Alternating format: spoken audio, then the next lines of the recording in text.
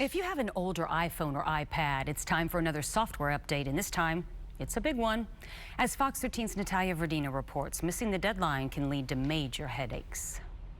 While many have the latest and greatest, there are still those among us who are going strong with iPhone 5s and other older versions of Apple products.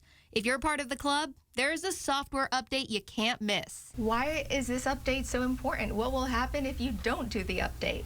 Well, the phone will stop working. It applies to the iPhone 5, 4, and older generations of iPads introduced in 2012 or earlier. You'll still be able to make calls, but your apps will go offline. It's Apple's way of getting you to pay attention. They don't usually come around that often, so that when they do, it's a pretty big deal.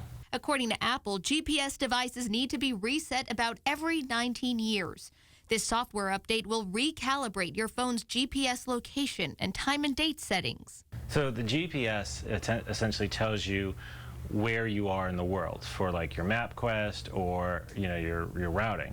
So without that GPS functionality working properly, let's say you call 911. Well, they can't necessarily tell where your phone is or you are because it's not calibrated properly. Updating your phone can be done in 3 simple steps. So you're clicking on Settings, you're going to General, and then Software Update.